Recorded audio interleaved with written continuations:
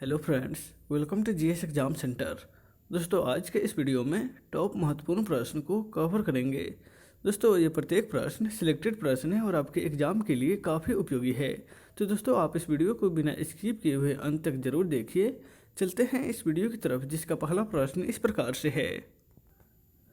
आज का पहला प्रश्न है, सोडियम तत्व की खोज करने वाला वैज्ञानिक इनमें से कौन थे? यानी कि सोडियम तत्व की खोज इनमें से किस वैज्ञानिक के द्वारा किया गया था? राइट आंसर होगा option A, Humphrey Davy. Humphrey Davy के द्वारा सोडियम तत्व की खोज किया गया था। इसके साथ ही पोटेशियम, मैग्नीशियम और कैल्शियम की खोज भी हेम्फ्री डेवी के द्वारा ही किया गया है। नेक्स्ट है क्वेश्चन नंबर 2।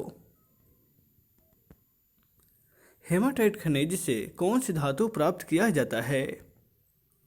हेमाटाइट खनिज से राइट आंसर होगा ऑप्शन बी, लोहा।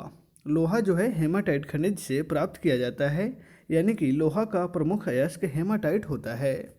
नेक्स्ट है क्वेश्चन नंबर 3। मनुष्य के शरीर की सबसे लंबी हड्डी इनमें से कौन सी है? मनुष्य के शरीर की सबसे लंबी हड्डी। राइट आंसर होगा ऑप्शन सी, फीमर। यानी कि जांघ की हड्डी जो है, जिसको फीमर कहा जाता है, यह मनुष्य के शरीर की सबसे लंबी हड्डी है। नेक्स्ट है क्वेश्चन नंबर 4। कॉस्मिक किरणों की खोज इनमें से किस वैज्ञानिक द्वारा किया गया था? कॉस्मिक किरणों की खोज। राइट आंसर होगा ऑप्शन डी, R.A. मिल्कन नामक वैज्ञानिक के द्वारा कॉस्मिक किरणों की खोज की गई थी।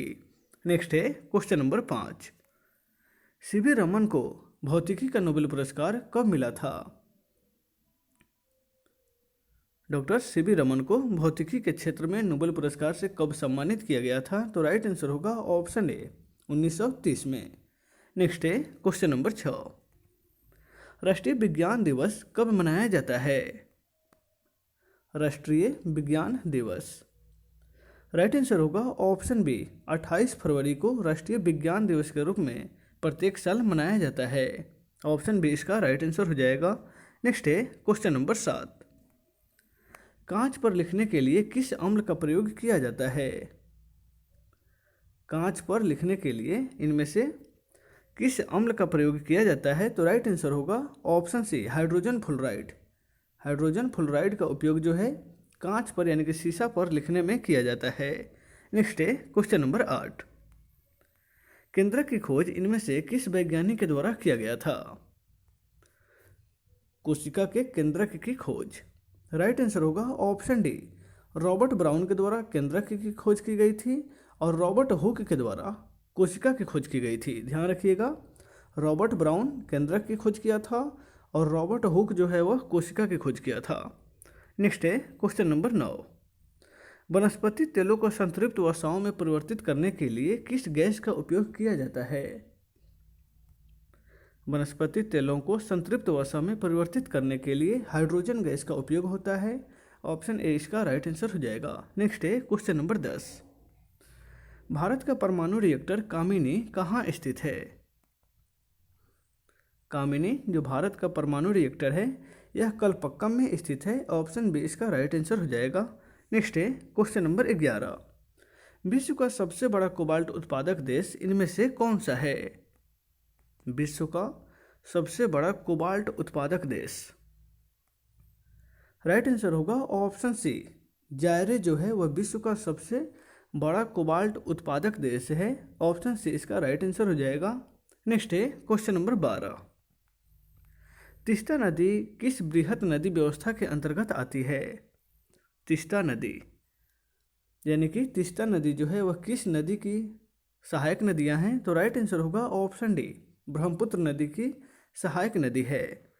नेक्स्ट है क्वेश्चन नंबर 13। प्राकृतिक वनस्पति का सर्वाधिक विकसित क्षेत्र कौन सा है? प्राकृतिक वनस्पति का सबसे विकसित क्षेत्र। राइट आंसर होगा ऑप्शन ए, पतझड़ वन जो है प्राकृतिक वनस्पति का सर्वाधिक विकसित क्षेत्र है। नेक्स्ट है क्वेश्चन नंबर 14। उत्तरी अमेरिका और दक्षिणी अमेरिका के बीच कौन सा स्थल जलडमरू मध्य स्थित है? उत्तरी अमेरिका और दक्षिणी अमेरिका ये दो महादेशों के बीच कौन सा जलडमरू मध्य स्थित है? तो राइट आंसर होगा ऑप्शन बी, पनामा नहर।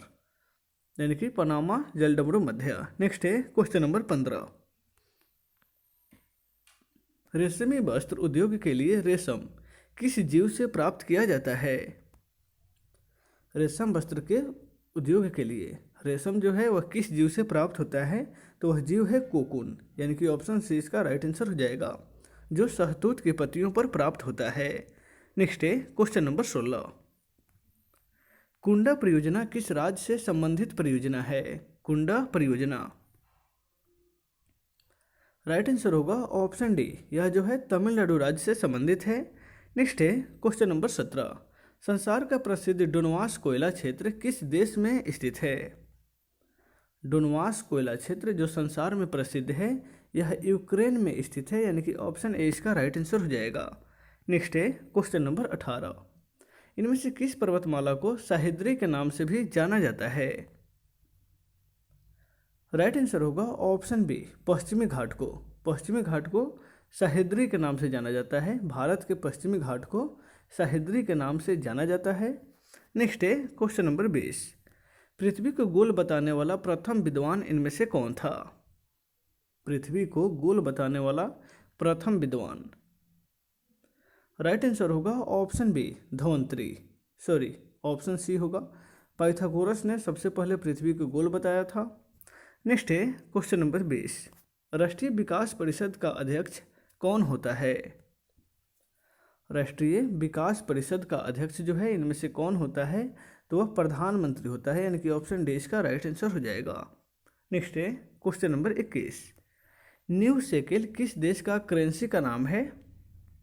न्यू शेकेल, राइट आंसर होगा ऑप्शन ए, यह जो है इजराइल देश की करेंसी है, यानी कि इजराइल की मुद्रा का नाम है न्यू शेकेल। नेक्स्ट है क्वेश्चन नंबर 22। अर्थशास्त्र का प्रथम अमेरिकी नोबेल विजेता कौन है?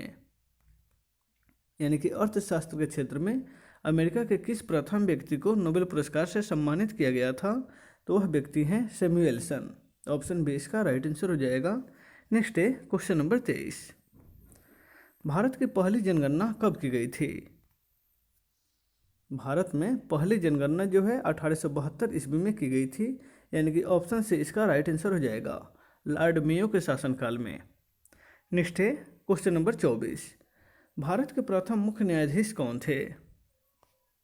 मुख्य न्यायाधीश जो हैं वह कौन थे? तो राइट आंसर होगा ऑप्शन डी, हीरालाल जेकानिया भारत के प्रथम मुख्य न्यायाधीश थे। नेक्स्ट है क्वेश्चन नंबर 25। मगध पर शासन करने वाला प्रथम गैर क्षत्रिय वंश कौन सा था? मगध पर शासन करने वाला प्रथम गैर क्षत्रिय वंश, राइट आंसर होगा ऑप्शन ए, शिशुनाग वंश जो है वह गैर क्षत्रिय है जो मगध पर शासन किया था। नेक्स्ट है क्वेश्चन नंबर 26। तहकीक ए हिंद शीर्षक ग्रंथ की रचना किसने किया था? राइट आंसर होगा ऑप्शन बी, यह फारसी लेखक अलबरूनी के द्वारा किया गया था। तहकीक ए हिंद यानी कि भारत एक खोज। नेक्स्ट है क्वेश्चन नंबर 27। बिंबिसार किस वंश के शासक था? यानी कि बिंबिसार जो है वह किस वंश से संबंधित था? तो राइट आंसर होगा ऑप्शन सी, हर्यंक वंश के। हर्यंक वंश की स्थापना बिंबिसार के द्वारा किया गया था। ध्यान दीजिएगा, एक मौर्य वंश से संबंधित है जिसका नाम है बिंदुसार, जो अशोक के पिता रहे हैं।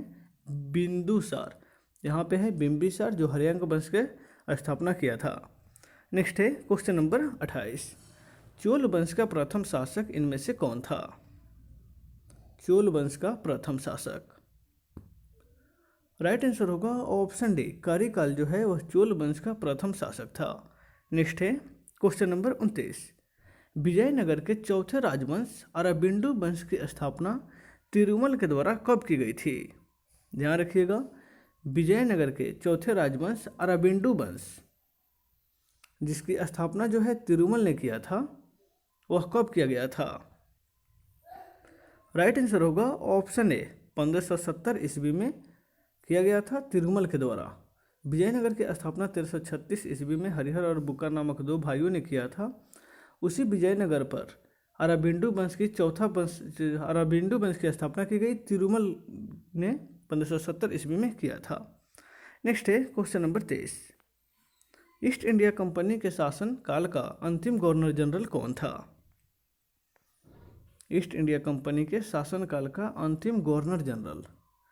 राइट आंसर होगा option B, Lord Canning East India के शासनकाल का अंतिम गवर्नर जनरल रहा। यानी कि 1856 ईस्वी में लॉर्ड कैनिंग गवर्नर जनरल था। 1858 में चार्टर एक्ट के द्वारा ईस्ट इंडिया कंपनी का जो पावर था वह सीधे ब्रिटिश सम्राट के हाथों में चला गया, यानी ब्रिटिश शासक के हाथों में चला गया।